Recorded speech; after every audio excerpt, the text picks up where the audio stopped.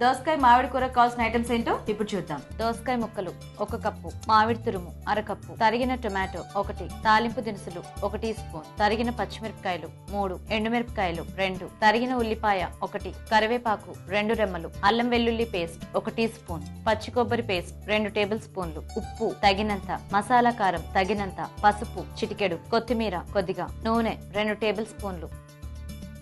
First oil పోద్దామండి. ఎండుమిర్చి వేద్దామండి 2 ఇట్లా పదాన్ని కట్ చేసేసి. తర్వాత పోపు దినుసులు వేద్దాము. ఇప్పుడు ఆనియన్స్ వేద్దాము.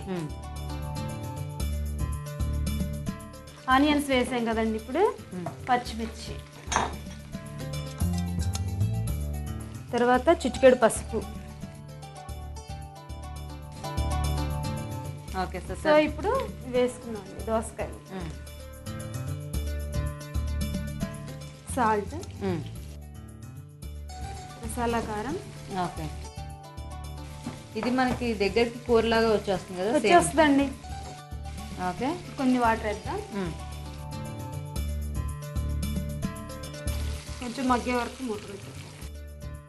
సో ముక్కలు మనకి మెత్తబట్టాను. 2-3 మినిట్స్ టైం పడుతుంది. ఓకే, చూద్దామండి.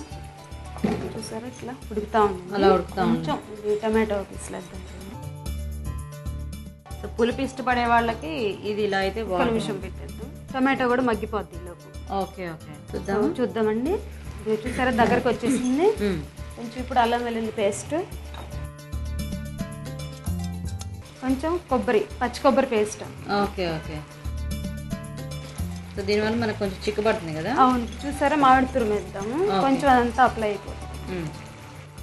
పులుపు అన్నారు చూడండి, జస్ట్ కొంచెమే వేస్తున్నాను. జస్ట్ ఫ్లేవర్ కోసమే ఇది అంతా.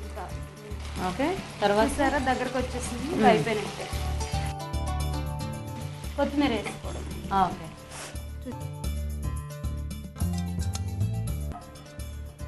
ఓకే చూసారు కదండి. మరి ఫైనల్గా దోసకాయ మామిడి కూర కూడా రెడీ అయిపోయింది.